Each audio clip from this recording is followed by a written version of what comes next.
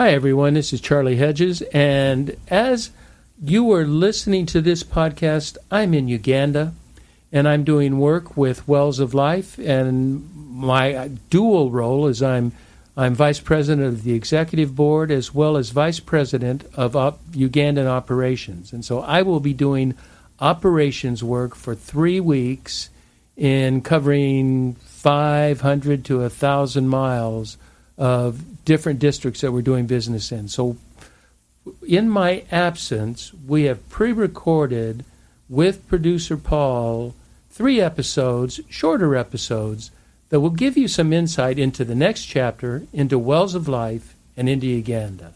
So, producer Paul, it's all yours. I'm curious, as you head back to Africa once again, how did you find this purpose in life? Really started through this show, didn't it? It started through this show, 2017. I don't think it was 100 years ago. 2017 with Nick Jordan, who's CEO of Wells of Life. He came on the podcast, told the story of Wells of Life providing water. At that time, it was probably to over 400,000 people. I was so intrigued and so moved by what he had to say that I immediately became a donor. We funded 3 wells that would give water to 3,000 people. I then took a trip to Uganda, fell in love with the people, fell in love with the mission, with the work that it was being done, and as a result became a trustee for Wells of Life in Uganda, and 2 months later, vice president of the executive board.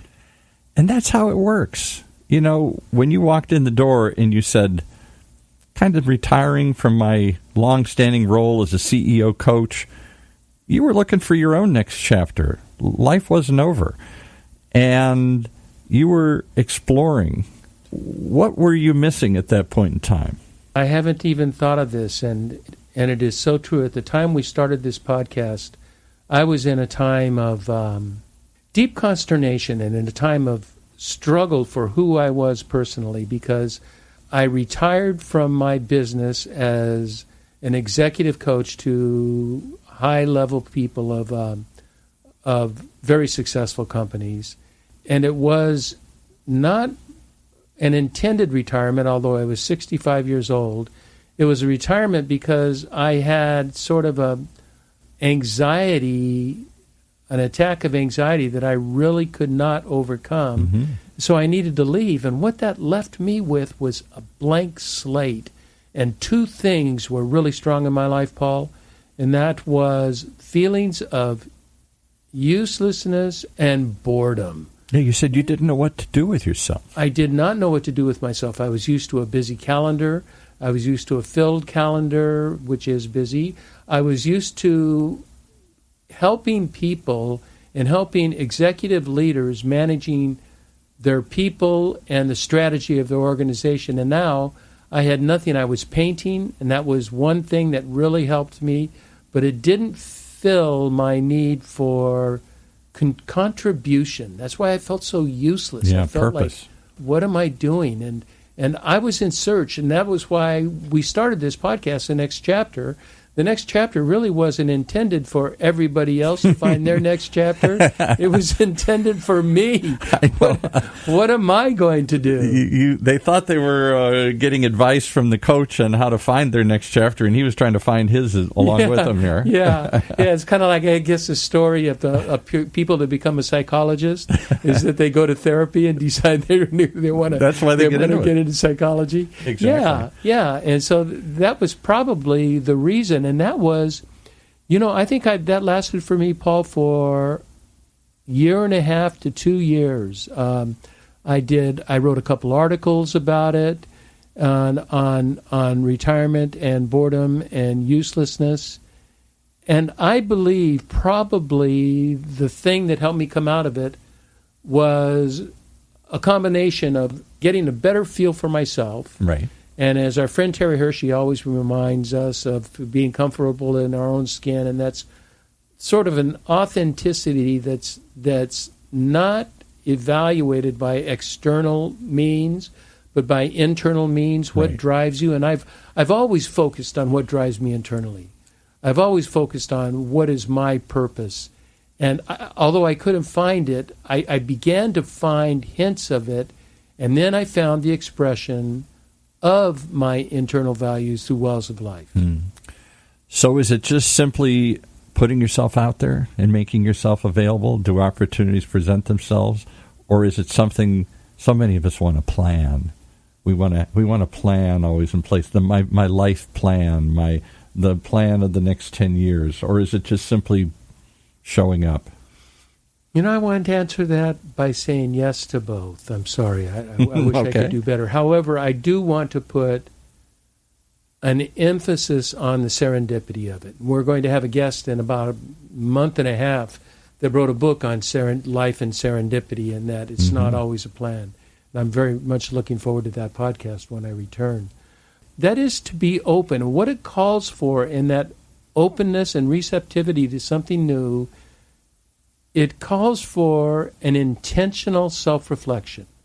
You have to be able to take a look at yourself, and what is going on in your life does it resonate with some part of the core you? Now, I have discovered during that process and afterward that two values are very important for me, and they are influence and impact. You talk about that all the time. Influence and impact. Why do those resonate with you? Why does it matter to have influence? So many of us have so little influence, even over our own families and friends and lives. And why do we want to leave an impact? That's a great question. Let's attack the more difficult one first, and that's influence.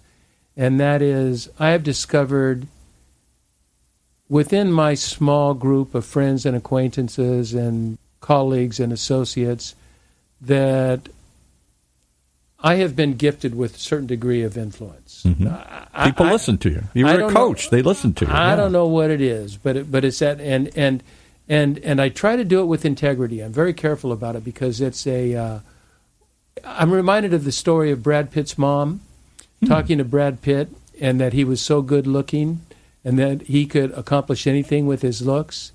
And his mom told him, it was in an interview that I read about him, and his mom said, with that gift comes responsibility. Yeah. Wow. And I love that. And I thought, with the gift of influence comes responsibility. I have to be careful. What am I influencing people in doing? Am I influencing people in producing good, producing love, compassion, care, empathy, or am I influencing people to be selfish and greedy? And I have to be careful of that. So the influence was a natural talent, a gift. I believe it is a gift of God that has to be tempered with wisdom and values and character. And you look at the things that you've done. I mean, I guess that makes sense. You were a minister for a number of years. Talk about influencing people. They come to you for answers. And then as you leave the ministry and go into the business world, you don't become a sales executive. You become a coach. Yeah, I have been probably 30 years old and on. I have been in the service-oriented business, but it is service of individual and of groups that I help. I am a servant. I am there to provide a service that can make a difference in your life, and that leads to that second thing, influence and impact. And impact is really important, and I think we're sort of hired to want to we're sort of wired to want to leave an impact, to make a difference. I think so. Nobody wants to be anonymous. My father always used to say he didn't want to die and just have the only thing in his tombstone, the 2 dates and the dash in between. He wanted to have it meant something he was here, more than just a date he died and a date he was born. Yeah, and I've heard something similar to that, except the only thing that matters on that epitaph between the day you were born and the day you died is the dash. the dash is what counts. It's not the beginning nor the end. No, it's what you do with the dash. Right, exactly. Yeah. Well, I applaud you for what you've done, and I say that not just for the work that you do, but for the willingness to head out blindly on a path that you couldn't see. You didn't know where this was going, and yet you stuck with it. You kept searching, you kept sharing, and you kept exploring. And I think that's the secret of every next chapter.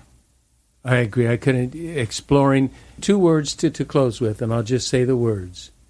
Exploring and curiosity. Yeah. Have those, and you have a hope. As I said, I am probably in Uganda right now. I hope you, I wish you all well, and on our next show, we're going to talk a bit about what I'm going to be doing in Uganda. Stay tuned. We're keeping live and keeping you posted on what's up. This is Charlie Hedges. Bye for now.